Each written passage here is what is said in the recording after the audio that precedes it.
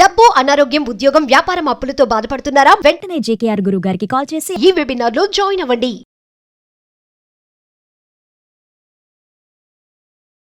నేను ఎంసీఏ చదువుకున్నప్పుడు నాకు అక్కడ ఒక లెక్చరర్ పరిచయం అయ్యారు సార్, శివ అనే ఆయన. నువ్వు స్టూడెంట్, అతను లెక్చరర్? అవును సార్. మేము 2 years లవ్ చేసుకున్నాం సార్. అయితే రీసెంట్ గా ఒక బర్త్డేలో మేము కలిసాం మేడం. కలిసినప్పుడు మా ఫోన్స్ ఎక్స్చేంజ్ అయ్యాయి, మేము చూసుకోలేదు మేడం. అదేలే, same wall paper same phones అంటున్నారు కదా, దాని వల్ల నేను ఇంటికి వెళ్ళిపోయాను మేడం. ఇంటికి వెళ్ళిపోయాక ఆ ఫోన్ చూస్తున్నా మ్యామ్. చూసినప్పుడు ఒక మెసేజ్ వచ్చింది. అమ్మాయిలతో మామూలుగా ఫ్రెండ్లీ రిలేషన్షిప్ ఏమో, ఈ ఫిజికల్ ఇంటిమసీ అనేటి అంటే కలిసేటటువంటి ఉద్దేశం అతనికి లేదేమో. అసలు మీ ఇద్దరి మధ్యన అటువంటి సంబంధం ఏమైనా ఉందా? అంటే మేము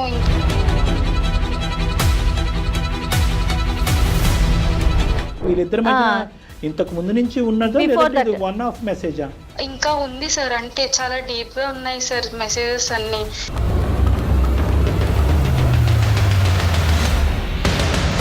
మా పేరెంట్స్ అడిగారు సార్, ఏంటి ఒక అబ్బాయిని పరిచయం చేస్తాను, ఏంటి అబ్బాయి గురించి చెప్పావు కదా, ఏంటి మ్యారేజ్ చేసుకుంటారా? ఏమని చెప్పావు మరి? వాళ్ళకి ఏం సమాధానం చెప్పామమ్మా? అది ఏం లేదు అని చెప్పి నేను ఇంకా కట్ చేశాను సార్. ఆ టాపిక్ ఏమి ఇంకా తీసుకురాలేదు వాళ్ళ దగ్గర. వాళ్ళ మ్యారేజ్ ప్రపోజల్స్ నాకు తీసుకురావడం జరిగింది సార్. అట్లీస్ట్ నువ్వు ఎంగేజ్మెంట్ చేసుకున్న వ్యక్తి మంచోడా? మంచోడే సార్, మాట్లాడుతున్నాను, నార్మల్ గానే ఉంది. శివ మ్యూచువల్ కాంటాక్ట్స్ ద్వారా నన్ను కాంటాక్ట్ అయ్యారు, మా ఇంటికి వచ్చారు. ఓకే, ఇప్పుడు నాకు జరిగిందంతా నేను మొత్తం చెప్పాను, ఇలా ఎలా చూసాను ఏంటి అని చెప్పి. అయితే లేదు, నేను నిన్ను ప్రాంక్ చేశాను, ఆ మెసేజ్ చేసింది నేనే అని చెప్పేసి అంటున్నారు మేడం. ప్రాంక్? అవును సార్. ఒకసారి అతనితో ఫోన్ మాట్లాడదాం అమ్మప్పుడు. పేరెంట్స్ కూడా ఒప్పుకున్నారు సార్, మీరు కూడా మా పేరెంట్స్ తో మాట్లాడండి సార్. అబ్బో, సింపులే అన్నాను కానీ.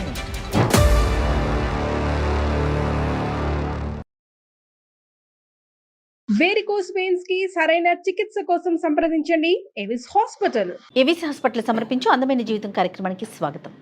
నమస్తే కళ్యాణ్ గారు. నమస్తే జయ గారు. కళ్యాణ్ గారు, ఈ రోజుల్లో చూసుకుంటే పిల్లలకి ప్రతిదీ ఒక ఆకతాయితనం అయిపోయింది. దేన్ని కూడా సీరియస్గా తీసుకోలేకపోవటం. ఏం కాదులే, అయితే చూసుకుందాంలే. ముఖ్యంగా యువతలోనే చూస్తున్నామండి. రాధా అనే ఒక అమ్మాయి మెయిల్ చేసింది, ఒకసారి మీతో మాట్లాడిస్తాను. తప్పకుండా. ఈ ఆట పట్టించడం అనేది ఉంటుంది చూడండి, క్యాజువల్గా ఎంజాయ్మెంట్ ఎక్కడో చూసి మనం చేద్దాం. హలో హలో, నమస్తే అండి, రాధ గారా? అవును మేడం. నమస్తే అమ్మా, నేను జయాని, సుమన్ టీవీ నుంచి మాట్లాడుతున్నాను. నమస్తే మేడం. మెయిల్ చేశారు మీరు మాకు. నా మెయిల్ చూసి రెస్పాండ్ అయినందుకు చాలా థ్యాంక్స్ మేడం. నేనైతే చదివాను కానీ డాక్టర్ గారికి అయితే అసలు నేనేమీ రివీల్ చేయలేదు. డాక్టర్ కళ్యాణ్ చక్రవర్తి గారు ఉన్నారు, ఒకసారి మాట్లాడమ్మా. Okay madam. నమస్తే సార్. నమస్తే అమ్మా, చెప్పండి అమ్మా, ఎవరిది సమస్య? సార్ సమస్య నాదే సార్. చెప్పమ్మా. నేను ఎంసీఏ చదువుకున్నప్పుడు నాకు అక్కడ ఒక లెక్చరర్ పరిచయం అయ్యారు సార్, శివ అనే ఆయన. నువ్వు స్టూడెంట్, అతను లెక్చరర్? అవును సార్. మేము 2 years లవ్ చేసుకున్నాం సార్, పెళ్లి కూడా చేసుకుందాం అని అనుకున్నాము. ఎంత ఏజ్ గ్యాప్ ఉంటుందో మరి మీకు, టీచర్ స్టూడెంట్ అంటే? మా ఇద్దరికి ఒక 4-5 years గ్యాప్ ఉంటుంది. అంతే, అతను కూడా చిన్నోడే. ఎంతకాలం ప్రేమించుకున్నారమ్మా? 2 years లవ్ చేసుకున్నాం సార్. అంటే పెళ్ళి ఎప్పుడు చేసుకుందాం అనుకున్నారు? ఎంసీఏ కంప్లీట్ అయ్యాక చేసుకుందామని అనేసి అనుకున్నాను మేడం. బానే ఉంది అక్కడ వరకు. మరి ఈ విషయం నేను మా పేరెంట్స్ కి కూడా చెప్పాను సార్. వాళ్ళు కూడా నీకు ఏది కరెక్ట్ అనిపిస్తే అది చేయని చెప్పేసి అని అన్నారు సార్. అతని పేరెంట్స్ కండి నేనంత అలా అడగలేదు వాళ్ళ పేరెంట్స్ గురించి. మామూలుగా క్యాజువల్ గా అడుగుతారు కదమ్మా. శివ, మరి మీ ఇంట్లో చెప్పారా మన పెళ్లి ఎప్పుడన్నా? ఆడపిల్లలు ప్రత్యేకంగా చాలా గట్టిగానే అడుగుతారు. మరి నువ్వు ఎప్పుడు అడగలేదా వాళ్ళ పేరెంట్స్ చెప్పాడా లేదని? అలా ఏమీ అడగలేదు సార్. అంటే తెలుస్తుంది కదా, ఇంకా తెలుసుకుందాము అని అనుకున్నాం సార్. తర్వాత మేము హ్యాపీగానే ఉన్నాం సార్. నా బర్త్డేకి జరిగింది, నా బర్త్డేకి వచ్చారు. సేమ్ తనలాంటి మొబైల్ నాకు గిఫ్ట్ చేశారు సార్. ఓకే, ఇద్దరిది సేమ్ మొబైల్? ఇద్దరిది ఒకటే ఫోన్, సేమ్ వాల్ పేపర్స్ ఉండేది. వాల్ పేపర్స్ కూడా సేమేనా? అవును సార్. అయితే రీసెంట్ గా ఒక బర్త్డేలో మేము కలిసాం మేడం. కలిసినప్పుడు మా ఫోన్స్ ఎక్స్చేంజ్ అయ్యాయి, మేము చూసుకోలేదు మేడం. అదేలే, same wall paper same phones అంటున్నారు కదా, దాని వల్ల నేను ఇంటికి వెళ్ళిపోయాను మేడం. ఇంటికి వెళ్ళిపోయాక ఆ ఫోన్ చూస్తున్నా మ్యామ్. చూసినప్పుడు ఒక మెసేజ్ వచ్చింది, నా ఫోన్ అనుకుని ఓపెన్ చేస్తున్నా మేడం. ఏది? శివ ఫోను? అవును మేడం. అంటే పాస్వర్డ్స్ తెలుసు కదా మేడం. అదేలే. సో నేను ఓపెన్ చేశాను. ఓపెన్ చేస్తే అప్పటికి ఒక అబ్బాయి మెసేజ్ చేసి ఉన్నాడు మేడం. అబ్బాయి మెసేజ్ వచ్చింది. వస్తే నేను అప్పుడు చూస్తున్నా మేడం. చూస్తుంటే ఆ అబ్బాయి డిఫరెంట్ గా మాట్లాడడం, డిఫరెంట్ గా చాట్ చేయడం అదంతా చేసి, అంటే ఇక ఒక గే లాగా మాట్లాడడం అదంతా చేస్తున్నాను మ్యామ్. ఏంటి సంభాషణ ఏంటి? అంటే ఏం చేస్తున్నావు ఇప్పుడు, ఎలా ఉన్నావు, నువ్వు ఎందుకు దూరం పెడుతున్నావు, ఎప్పుడు కలుద్దాం అలా సార్. అంటే వాళ్ళిద్దరు ఫ్రెండ్స్ కదమ్మా, బహుశా చాలా క్లోజ్ బాయ్ ఫ్రెండ్స్ అయి ఉండొచ్చు. ఎందుకు నువ్వు అలా అనుకుంటున్నావు? అందులో ఏమైనా కంటెంట్ ఉందా? అలా లేదు సార్. కాదు, భాష ఇంకా విచిత్రంగా ఉందా, ఇంకా అసహ్యంగా? అవును సార్. అంటే వాళ్ళిద్దరి మధ్యన గే అని బై అనే పదాలు వద్దులే అమ్మా, ఎందుకంటే దానికి చాలా ఆధారాలు ఉండాలి, చాలా మాట్లాడుకోవాలి. ఏం చూసావు? ప్రత్యేకంగా ఏమైనా మెసేజ్ చూసావు అందులో? అవును సార్. అంటే మిస్ యూ, నువ్వేమన్నా పక్కన ఉన్నావు, నీ గర్ల్ ఫ్రెండ్ పక్కన ఉందా అని చెప్పేసి పెట్టారు సార్. ఇంకా చాలా డీప్ గా వల్గర్ గా పెట్టారు సార్. Okay okay. అది ఇంకా నేను అసలు ఏం చెప్పలేను సార్, అంత చాలా డీప్ గా ఉంది సార్ మొత్తం మెసేజెస్ అన్ని. ఇప్పుడు నువ్వు అన్నది ఏంటి, నీ మనసులో భావం నాకు అర్థమైంది. ఇప్పుడు ఆ అబ్బాయికి కేవలం అమ్మాయిలు అంటే కాదు, అబ్బాయిలంటే కూడా అట్రాక్షన్ ఇంట్రెస్ట్ ఉన్నట్టుగా నాకు ఆ మెసేజ్ల ద్వారా తెలిసింది అని నువ్వు అంటున్నావు. కానీ అమ్మాయిలతో మామూలుగా ఫ్రెండ్లీ రిలేషన్షిప్ ఏమో, ఈ ఫిజికల్ ఇంటిమసీ అనేటి అంటే కలిసేటటువంటి ఉద్దేశం అతనికి లేదేమో. అసలు మీ ఇద్దరి మధ్యన అటువంటి సంబంధం ఏమైనా ఉందా? అలా ఏమీ లేదు సార్. అంటే మేము ఇంకా అర్థం చేసుకుందాం అనే దానిలోనే ఉంది సార్. ఇంకా అంత డీప్ గా మేము ఏం వెళ్ళలేదు సార్. సో ఈ సంభాషణ చూసేటప్పటికి మరి నువ్వు ఫోన్ చేసి అడిగావా? అలా ఏం లేదు సార్. నేను ఇంకా ఫోన్ స్విచ్ ఆఫ్ చేసేసి నేను హాస్టల్ వెకేట్ చేసి వెళ్ళిపోయాను సార్. అదే ఫోన్ అక్కడ ఇచ్చేసి. కాదమ్మా, అసలు ఇది కరెక్టో కాదో మరి శివాని కన్ఫర్మ్ చేసుకోవాల్సింది కదా, వాళ్ళ ఫ్రెండ్స్ తో మాట్లాడటం. ఇంకా విరక్తి వచ్చింది మేము. అసలు ఆ అబ్బాయి బిహేవియర్ చూసి ఇంకా నాకు వద్దు అన్నంత చిరాకు వచ్చేసింది మేడం. అంటే నేనేమంటున్నానంటే కనీసం అతని ఫ్రెండ్స్ తో ఎవరితోనైనా మాట్లాడటం కానీ, ఏంటి ఇతని క్యారెక్టర్ అని కానీ అట్లా ఏదన్నా. తన స్టూడెంట్ కదా మేడం, ఆ అమ్మాయి అక్కడికక్కడ దిగమింకుంది. వీళ్ళిద్దరి మధ్య ఇంతకు ముందు నుంచి ఉన్నదా, వన్ ఆఫ్ మెసేజా? ఇంకా ఉంది సార్. అంటే చాలా డీప్ గా ఉన్నాయి సార్ మెసేజెస్ అన్ని. సో చాలా లోతుగానే ఉంది. ఎంతో బలంగా అనుకుంటేనే కదా నువ్వు అతను ఫోన్ చేయకుండా ఫోన్ అక్కడ ఇచ్చేసి నీ ఊరు వెళ్ళిపోయావు. అవును సార్. నీ ఫోన్ నువ్వు తీసేసుకున్నావా? అక్కడే ఉంది సార్. ఇంకా అది కూడా వదిలేసావు, నీ ఫోన్ వదిలేసావు, అతని ఫోన్ వదిలేసావు. అవును సార్. అతని మొహం కూడా చూడటం ఇష్టం లేదు కాబట్టి మొత్తానికి అన్ని వదిలేసి ఊరు వెళ్ళిపోయాను సార్. ఊరు వెళ్ళిపోయాక ఇంకా అక్కడ మా పేరెంట్స్ అడిగారు సార్, ఏంటి ఒక అబ్బాయిని పరిచయం చేస్తాను, ఏంటి అబ్బాయి గురించి చెప్పావు కదా, ఏంటి మ్యారేజ్ చేసుకుంటారా? ఏమని చెప్పావు మరి? వాళ్ళకి ఏం సమాధానం చెప్పావమ్మా? అది ఏం లేదు అని చెప్పి నేను ఇంకా కట్ చేశాను సార్. ఆ టాపిక్ ఏమి ఇంకా తీసుకురాలేదు వాళ్ళ దగ్గర. వాళ్ళు వేరే సంబంధాలు, మ్యారేజ్ ప్రపోజల్స్ నాకు తీసుకురావడం జరిగింది సార్. 2 years పాటు లవ్ స్టోరీ, అందులో గురు శిష్యులు మీ ఇద్దరు. ఏదో ర్యాండమ్గా రోడ్డు మీద కలిసినటువంటి బాయ్ ఫ్రెండ్ గర్ల్ ఫ్రెండ్ కాదు, ఇన్స్టాగ్రామ్ లవ్ స్టోరీ అసలేనే కాదు. ఎంత కాదనుకున్నా అతని మీద ఒక భయం ఉంది, భక్తి ఉంది. 2 years పాటు నీకు ఎటువంటి అనుమానం రాలేదు. ఒక్క మెసేజ్ ఎందుకమ్మా ఒక ప్రేమాయణాన్ని అంత అర్ధాంతరంగా ముగించేసి ఫోన్ అక్కడ పడేసి ఇంటికి వెళ్ళిపోయి? నాకు నమ్మసక్యంగా అనిపించట్లేదు. లేదు కళ్యాణ్ గారు, నేను ఇంకా మీ దాకా తీసుకురాలేదు. యాక్చువల్గా తను రాధా నాకు మెయిల్ చేసింది. మెయిల్లో అవన్నీ స్క్రీన్ షాట్స్ పెట్టిందండి. మెసేజెస్ మొత్తం మెసేజెస్ పెట్టింది. నేను ఒకటో రెండో చూశాను, చాలా వల్గర్గా అనిపించింది కళ్యాణ్ గారు. మెసేజెస్ అయితే మనకు నిజమే అమ్మాయి చెప్పినట్టు చాలా, అంటే డిస్కస్ చేయలేని విధంగా అయితే ఉన్నాయండి. అట్లీస్ట్ నువ్వు మాకు ఎవిడెన్స్ పంపించింది తను. శివ ఏమైనా కాంటాక్ట్ అయ్యాడా? నాకు తనతో కాంటాక్ట్ లో లేదు సార్.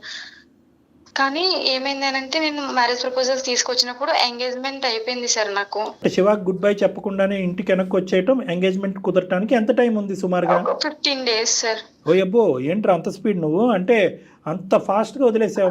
అంటే పేరెంట్స్ ఇంకా వద్దు ఇదంతా అన్నట్టు ఇంకా చేస్తారు సార్. పెళ్లికైనా గ్యాప్ ఉందమ్మా? ఉంది మేడం. ఓకే. ఈ తర్జన భర్జనలోనే చాలా మంది ఆడపిల్లలు తప్పులు చేస్తారని చెప్తున్నాం. మనకి ఏంటంటే అమ్మ ఆ ప్రేమ ఇరిగిపోయింది, ఆ ప్రేమని మర్చిపోవాలనుకుంటున్నాను, ఆ బాధ నుంచి బయటకు రావాలని నాకు సంబంధం చూడండి. ఇంకేంటంటే ఇంకా అక్కడ విశ్లేషణ ఉండదు, ఆడు ముక్కు మొహం తెలీదు, ఆదరాబాదరాగా పెళ్లి చేసుకుంటారు. అట్లీస్ట్ నీవు ఎంగేజ్మెంట్ చేసుకున్న వ్యక్తి మంచోడా? మంచోడే సార్. మాట్లాడుతున్నాను, నార్మల్ గానే ఉంది. ఇప్పుడు సమస్య ఏంటి మా దాకా మెయిల్ చేయడానికి రీజన్ ఏంటి? కొన్ని డేస్ తర్వాత మళ్ళీ శివ మ్యూచువల్ కాంటాక్ట్స్ ద్వారా నన్ను కాంటాక్ట్ అయ్యారు. మా ఇంటికి వచ్చారు. ఓకే. ఇప్పుడు నాకు జరిగిందంతా నేను మొత్తం చెప్పాను, ఇలా చూసాను ఏది అని చెప్పి. అయితే లేదు నేను ప్రాంక్ చేశాను, ఆ మెసేజ్ చేసింది నేనే అని చెప్పేసి అంటున్నారు మేడం. అవును తను ప్రాంక్ అయ్యాడు కదమ్మా. అయితే మొత్తం నేనే చేశాను అని చెప్పి ఆ మెసేజ్లు అవన్నీ చూపిస్తున్నారు మేడం. ఆయన సరదాగా ఆట పట్టిద్దామని పెట్టారంట సార్. ఏ నెంబర్ నుంచి పెట్టాడు? ఆ నెంబర్ ఎవరిది? అది వేరే నెంబర్ నుండి, ఆయన పేరు మీదే ఉంది సార్ అది కూడా. ఇప్పుడు ఇది ఎలా ఉంది అంటే సింపుల్ గా ఆ అబ్బాయి ఏంటంటే నువ్వు ఎంత స్పీడ్ గా వచ్చావో ఆ అబ్బాయి అంత స్పీడ్ గా మీ ఇంటికి వచ్చి అసలు ఎవరూ నమ్మలేనటువంటి ఒక అంశాన్ని చెప్పేటప్పటికి మాకెవరికి అర్థం కావట్లేదు. కావట్లేదు. అతని ఫోన్ నీ దగ్గర ఉంది, నీ అవును ఆ ఫోన్లోంచి ప్రాంక్ చేయటం ఏంటి అంటే ముందుగానే పసిగట్టాడా ఈ ఫోన్ నువ్వు పట్టుకెళ్తావని? ఏంటి అసలు ఎప్పటి నుంచి ఉందా ఆ సంభాషణ? ఎన్ని రోజుల సంభాషణ? అది ఒక 5 days నుంచి ఉంది సార్. ఉందా మేడం? 5 days message? 5 days నుంచి ఉంది. ముందే ప్రీ ప్లాన్డ్ గా అనుకుని చేశాడంట సార్. నెంబర్ ఎవరిది? ఇలా ప్రాంక్ చేద్దాము అని ఆ నెంబర్ చెప్పి ఎవరిది? వేరే అబ్బాయిలాగా చేద్దాము అన్నట్టు తన సిమ్ నుంచే చేశాడు సార్. ఏమైనా? అతనికి ఇంకో నెంబర్ ఉందన్నది నీకు తెలుసా? తన తర్వాత చెప్పడం వల్లే తెలిసింది సార్ నాకు ఇలా జరిగింది ఇదంతానని. ప్రాంక్ అన్నది నమ్ముతున్నావా? నాకు ఇంకా అది అసలు ఏం అర్థం కావట్లేదు సార్. మొత్తం అంతా ఏదో పిచ్చి పిచ్చిగా అవుతుంది సార్. అది అంతా ఒక డైలమాలో ఉన్నా సార్. ఎంగేజ్మెంట్ అయ్యిందని చెప్పి కామన్ ఫ్రెండ్స్ ద్వారా కనుక్కుని వచ్చేసాడు. అవును సార్. ఇప్పుడు ఏమంటాడు? ఇప్పుడు నువ్వు లేకపోతే నేను బ్రతకలేను, నువ్వే అన్నాడు. కావాలి అని చెప్పేసి అంటున్నాడు సార్. ఇప్పుడు ఆ ప్రాంక్ కాస్త అందరి జీవితానికి ఒక బ్లాంక్ అంతే అయింది. కదా. పిచ్చా వెర్రా ఏమనాలి దీన్ని? ధూమ్ ధామ్ అని పెద్దల సమక్షంలో ఎంగేజ్మెంట్ చేసుకున్నారు. అవును సార్. పెళ్లి డేట్ కూడా ఫిక్స్ అయిందా? అయ్యింది సార్. ఇప్పుడు ఈ అబ్బాయి నీకు నచ్చాడమ్మా బాని? ఈ అబ్బాయి కూడా బానే మాట్లాడుతున్నాడు సార్. అసలు ఏం చేయాలో అర్థం కావట్లేదు సార్. ఇటు పేరెంట్స్ గురించి, పరువు గురించి ఆలోచించి ఈ అబ్బాయిని చేసుకోవాలా లేదంటే లవ్ చేసిన అబ్బాయిని చేసుకోవాలా నాకు ఏం అర్థం కావట్లేదు. శివ గురించి మీ అభిప్రాయం ఏంటి? శివ కూడా మంచోడే సార్. చాలా బాగా చూసుకునేవాడు, బాగానే ఉండేవాడు సార్ నాతో కూడా. ఎక్కడ కూడా 2 years పాటు కానీ లేదంటే అంతకుముందు ఒక లెక్చరర్ స్టూడెంట్ గా మీరిద్దరు అంటే ఈ పరిచయంలోకి మారక ముందు కానీ అప్పుడు ఒక గౌరవం ఉంది, తర్వాత కూడా ఒక ప్రేమ ఉంది కదమ్మా. ఎప్పుడు కూడా అవును సార్. ఇంకో విధంగా ప్రవర్తించినటువంటి సందర్భాలు ఎప్పుడు లేవు. అదే విధంగా ఏంటంటే నువ్వు చెప్పిన దాన్ని బట్టి వేరే మగవాళ్ళతో ఆ విధంగా చూసినటువంటి సందర్భాలు కూడా లేవు. కాబట్టి ఇది ప్రాంక్ అని ఖచ్చితంగా మనం అనుకోవచ్చు. శివాకి ఇది ఒక్క అంశం తప్ప ఇంకేది బ్లాక్ మార్క్ అయితే లేదు. అవును సార్. అబ్బో సింపులే అన్నాను కానీ మరి ఆల్రెడీ ఎంగేజ్మెంట్ అయిపోయింది, పెద్దవాళ్ళు తీసుకొచ్చారు, పెళ్లికి రెడీ అయిపోతుంది. అవతల కుటుంబం కూడా ఉంది కదా కళ్యాణ్ గారు. ఇంకొకటి ఏంటంటే మేడం అసలు ఈ అమ్మాయి మీదే ఈ అమ్మాయి వాల్యూ సిస్టమ్ మీదే వాళ్ళ పేరెంట్స్కి ఒక క్వశ్చన్ మార్క్ వస్తుంది. అవును లవ్ స్టోరీ స్టార్ట్ అయినప్పుడు సీదా వెళ్ళి పేరెంట్స్కి చెప్పింది. అవును. అది ఒక గొప్ప విషయం. తల్లిదండ్రులు యాక్సెప్ట్ చేశారు. అదేంటమ్మా టీచర్ స్టూడెంట్గా ఉండకుండా లవ్ స్టోరీ ఏంటి అనేటువంటిది యాక్సెప్ట్ చేశారు. తర్వాత ఈ అమ్మాయి వచ్చి ఇంక ఈ విషయాలన్నీ బహుశా చెప్పుండదు. అమ్మ అది క్లోజ్ యూ గో అహెడ్ అనగానే వెళ్ళి సంబంధాలు చూశారు. మళ్ళీ ఇప్పుడు వాడు మళ్ళీ ఎంటర్ అయ్యాడు, నా సోకాల్డ్ బాసు టీచరు ప్లస్ ఇప్పుడు నా లవర్ మళ్ళీ ఎంటర్ అయ్యాడు. ఈ ఎంగేజ్మెంట్ కట్ ఆఫ్ అంటే కనుక ఈ అమ్మాయి అసలు వ్యక్తిత్వం మీద, ఈ అమ్మాయి నిర్ణయాధికారుల మీద తల్లిదండ్రులకి పూర్తిగా నమ్మకం అనేది పోతుంది. ఇప్పుడు వీళ్ళింట్లో ఎలా కొట్టుకు ఇబ్బంది పడినా వేరే విషయం, కానీ ఇది వేరే కుటుంబానికి సంబంధించినటువంటి అవును అవును. సో ఇక్కడ మనం సింపుల్గా చూడాలి అంటే కనుక పరువు వర్సెస్ లవ్ అంతే. రెండోసారి వచ్చినటువంటి ఈ అబ్బాయి ఎవరైతే అంటే ఎంగేజ్మెంట్ అయినటువంటి అబ్బాయిని నేను విడిచి ఉండలేకపోతున్నాను, ఈ అబ్బాయి కూడా నచ్చాడు అనే సబ్జెక్ట్ తీసి పక్కన పెట్టేసేయండి. మీ ఇద్దరి మధ్యన అంత బాండ్ కుదిరే అంత టైం కూడా లేదు. ఇక్కడ మెయిన్గా ఏంటంటే పరువుకు సంబంధించినటువంటి అంశం. రేపొద్దున ఏంటంటే నిన్నే కాకుండా మీ తల్లిదండ్రులను కూడా వేలెత్తి చూపెట్టి నిలదీసేటటువంటి పరిస్థితి ఉంటుంది. పరువుకు సంబంధించినటువంటి అంశం, చీటింగ్ కేసులు, ఇవన్నీ రకరకాల తతంగాలు ఉంటాయి. అవును సార్. Right, okay. అసలు తనేమనుకుంటుంది, తన మనసులో ఏముంది? నువ్వేమన్నా ఒక సైడ్ వచ్చి ఆలోచించగలుగుతున్నామా? అంటే ఈ నీకేమనిపిస్తోందమ్మా రాధా? ఈ రెండింటిని వే చేయగలరా? ఏం చేయాలో అర్థం కావట్లేదు సార్. నాకు ఏం చూస్ చేసుకోవాలో అర్థం కావట్లేదు. ఇటు పేరెంట్స్ ఇటు లవ్ ఏం డిసైడ్ చేసుకోలేకపోతున్నాను. కాదు నాన్న, నువ్వు ఎక్కడైతే కంఫర్ట్ గా ఉండగలవు అనేది ఏమన్నా అట్లాంటి ఆలోచన ఏదైనా ఉందా అంటున్నారు. నీ స్నేహితురాలే ఇటువంటి సందిగ్ధ పరిస్థితుల్లో ఉంటే నీ ప్రాణ స్నేహితురాలు ఏమని సలహా ఇస్తావు?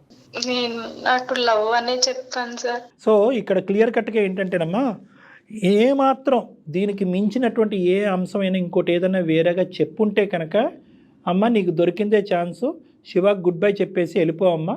ఇది ఒక్కటే కాదు, ఇలాంటి 4-5 అంశాలు ఉన్నాయి.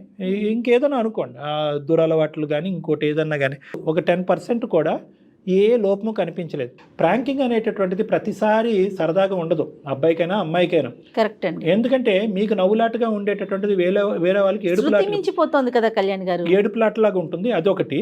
రెండోది ఏంటంటే చేసేటటువంటి వ్యక్తి ప్రాంక్ మరీ ఇంత అసహ్యంగా ఇంత ప్లాన్ చేసుకుని 5 రోజుల ముందే తన ఫోన్ నుంచే మెసేజ్లు పెట్టి ఫోన్లు మారేంత వరకు వెయిట్ చేసి అది చూసిన తర్వాత ఇప్పటి వరకు నెమ్మదిగా ఉండే అంత పిచ్చి ప్రాంక్ ఏంటి? మరీ ఇంత ప్రాక్టికల్ జోక్సా? జీవితం మీద సీరియస్నెస్ ఉండద్దు.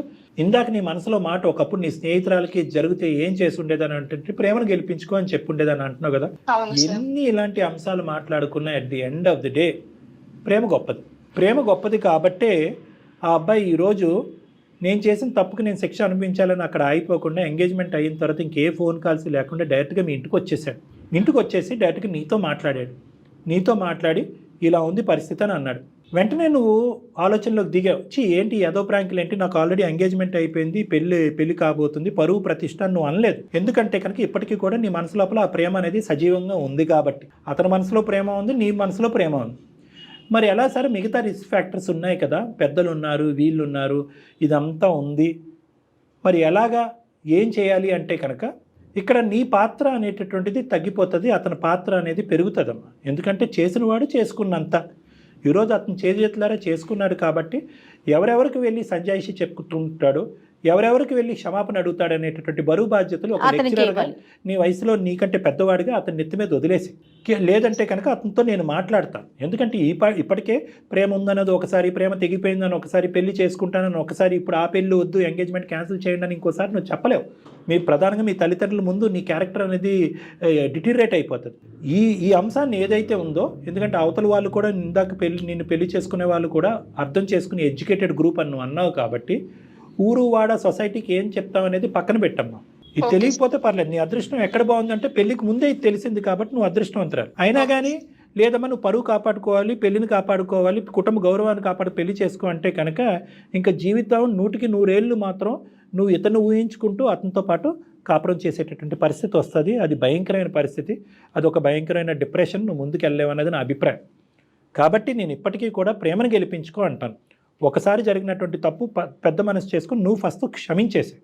నెంబర్ 2 ఏంటంటే, బాబు ఇలాంటి అంశాల్లో నేను చాలా ఇమ్మెచ్చారు, నువ్వు ప్రాంక్కి వాడినటువంటి తెలివితేటలన్నీ కూడా ఇప్పుడు వాడి నా తల్లిదండ్రులకు అవసరమైతే కనుక అటువైపు ఉన్నటువంటి వాళ్ళకి కూడా ఇలా మేము ఇంతకాలం బట్టి ప్రేమించుకున్నామండి, ఒక చిన్న అనాలోచితమైనటువంటి పని ఈరోజు మా ఇద్దరిని విడదీసి ఈ తొందరపాట్లో ఈ ఎంగేజ్మెంట్ వరకు జరిగింది అనేటటువంటిది ఎవరు కాళ్ళ మీద పడతారో అనేటటువంటి ఆలోచన అతని నెత్తి మీద వదిలేసి ఈ బండిని ముందుకు ఈ విధంగా తీసుకెళ్లవలసింది అనేది నా ఆలోచన అమ్మా.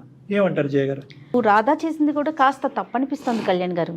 ఎంక్వైరీ చేయకుండా ఏదైతే మెసేజ్ వచ్చింది అవునా కాదా, ఇప్పుడు తనతో పాటు ఉండే కొలీగ్స్ ఉంటారు, ఎవరు ఇప్పుడు ఒక మనిషికి ఇంకొక మనిషి ఎవరో ఒకరు ఉంటారు కదా, కాస్త ఆగి నిదానించి కొంచెం ఒక్కసారి ఎంక్వైరీ చేస్తే అసలే డౌట్ లేని వ్యక్తి మీద ఏమీ లేని, ఇప్పుడు ఎంగేజ్మెంట్ దాకా వెళ్ళి యువతలు ఇంకొక ఫ్యామిలీ కూడా ఇన్వాల్వ్ అయ్యి ఉంది కదా. చూడండి, తొందరపాటు పనులు అతను చేయటమే తప్పు, మళ్ళీ తిని కూడా చాలా స్పీడ్గా డెసిషన్స్ తీసుకోవటం, వెళ్ళిపోవటం, మళ్ళీ ఇంకొక ఎంగేజ్మెంట్ చేసేసుకోవటం అనేది నాకు అనిపిస్తా ఉందండి.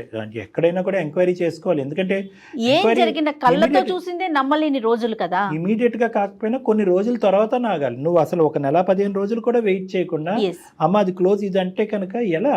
ఇక్కడ మోసపోయాను అని అనిపించింది సార్, అందుకని అదే దానికి ఆ పాయింట్కే వస్తున్నాను రాదా. ఇదేంటంటే ఇదేదో ఒక సింగిల్ లైన్ మెసేజ్ కాదు. అవునండి, పదే పదే వచ్చినటువంటి మెసేజ్ను, కానీ అక్కడ నువ్వు ఇరువురు ఎక్స్చేంజ్ చేసుకున్నటువంటి మెసేజెస్ వన్ సైడ్ వచ్చింది కాదు.